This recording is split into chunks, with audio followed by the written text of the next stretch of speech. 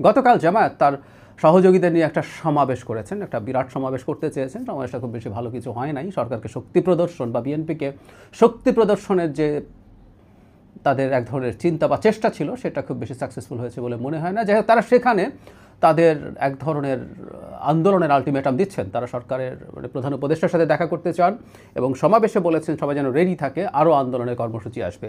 কিন্তু বিএনপি কী করছে? ইনফ্যাক্ট গতকালই জামায়াতের সমাবেশের আগে বিএনপি একটা প্রেস কনফারেন্স করে এই প্রসঙ্গে তার অবস্থান জানিয়েছে। এটা বিএনপির এই স্ট্যান্ডটা কেমন, এটা ঠিক হচ্ছে কি না, সেটা নিয়ে কথা বলতে চাই।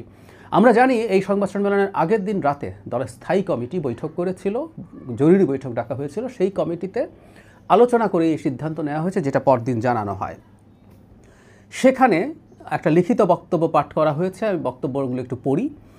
রাজনৈতিক দলগুলোর সঙ্গে জাতীয় ঐক্যমত্য কমিশনের দীর্ঘ প্রায় 1 বছর ব্যাপী আলোচনা হয়। আলোচনার ভিত্তিতে কতিপয় নোট অফ ডিসেন্ট সহ ঐক্যমত্যের ভিত্তিতে রচিত জুলাই সনদ গত 17 অক্টোবর স্বাক্ষরিত হয়। দেশের সংবিধান ও আইন অনুযায়ী তা বাস্তবায়নে সবাই অঙ্গীকারাবদ্ধ।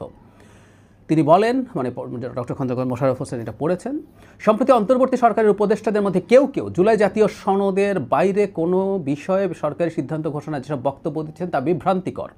ঐক্যমত্যের ভিত্তিতে গৃহীত সিদ্ধান্তকে উপেক্ষা করার শামিল। তারা স্পষ্ট ভাষায় বলতে চান, এই জায়গাটা খেয়াল করি, এটাই মূল জায়গা, জুলাই জাতীয় সনদে উল্লিখিত বিষয়ের বাইরে সরকার কোনো সিদ্ধান্ত ঘোষণা করলে সনদে স্বাক্ষরকারী কোনো দলের জন্য তা মান্য করার বাধ্যবাধকতা থাকবে না। সেই ক্ষেত্রে সব দায় দায়িত্ব সরকারের ওপরেই বর্তাবে এবং সরকারকে তারা বলছেন সতর্ক পদক্ষেপ নেওয়ার জন্য। নির্বাচন নিয়ে নানান ষড়যন্ত্র চলছে, সেই ব্যাপারে তারা সতর্ক করছেন।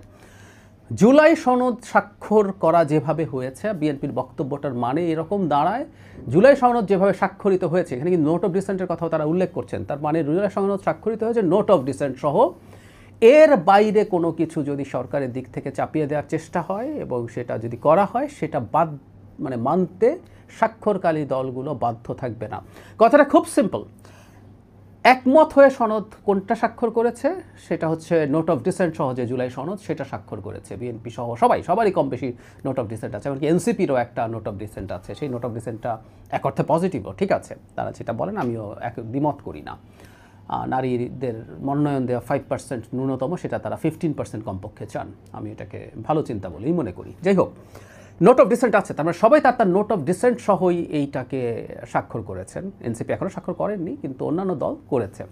তো ফলে যে জিনিসটা দাঁড়ালো, ওর বাইরে কোনো কিছু যদি হয় সেটাকে প্রত্যাখ্যান করার এক ধরনের বক্তব্য আমরা বিএনপির দিক থেকে দেখছি এবং আমি এটাকে সঠিক বলে মনে করি। একটা কথা আমাদের মনে রাখতে হবে, যেটা সবচেয়ে জরুরি কথা, বাংলাদেশে পলিটিক্যাল আন্ডারস্ট্যান্ডিংয়ের মাধ্যমেই যে কোনো পরিবর্তন, যে কোনো সংস্কার করতে হবে।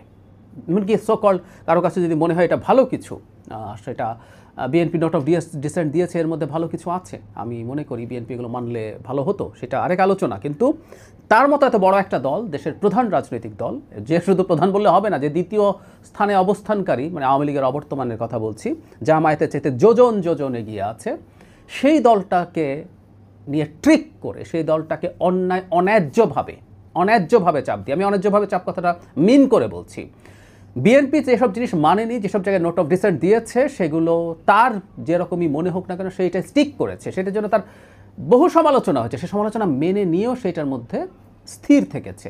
এত মাসুল দেওয়ার পর এখন যদি এই জিনিসটাকে এইভাবে অন্যায্যভাবে চাপিয়ে দেওয়া হয়, এটা বিএনপির প্রতি অন্যায় হয়েছে, এটা আমরা দ্ব্যর্থহীন ভাষায় বলবো। বিএনপিকে কনভিন্স করিয়ে কোনো কিছু করতে পারলে হতো, না হলে নেই। আমরা পরবর্তীতে কোনো একদিন করবো এবং রাজনৈতিকভাবে বিএনপিকে অন্যরা চাপ দিতে থাকবেন, জনগণকে বোঝাতে থাকবেন যাতে কোনো একদিন এগুলো হয়, এর বাইরে কিছু না। ফলে বিএনপি এই মুহূর্তে যে স্ট্যান্স নিয়েছে, আমি এটাকে সঠিক বলে মনে করি। সরকার আসলে বিএনপি যথেষ্ট লিবারেল ছিল, বিএনপি সরকারকে খুবই চাপ দিতে চায় নাই, এটাই সম্ভবত একটু সমস্যা হয়েছে। বিএনপি চেয়েছে সম্ভবত মোটামুটি সফটলি জিনিসগুলোকে হ্যান্ডেল করে দেশকে নির্বাচনের দিকে নিয়ে যাওয়ার জন্য, কিন্তু তারা যেটা ভুল করেছে সম্ভবত এতদিন, যে তারা কিছুটা হলেও তাদের শক্তি প্রদর্শন না করায় তাদেরকে এক ধরনের পেয়ে বসার মতো মানসিকতা সম্ভবত এখন সরকার থেকে শুরু করে অন্য রাজনৈতিক দলগুলোর মধ্যেও হয়েছে, যে এতে বিএনপির দুর্বলতা মনে করা হচ্ছে হয়তো। সো বিএনপির এই শক্ত স্ট্যান্ডটা থাকুক এবং প্রয়োজনে বিএনপিকে রাজপথে শক্তি প্রদর্শনের জন্য প্রস্তুত থাকতে হবে।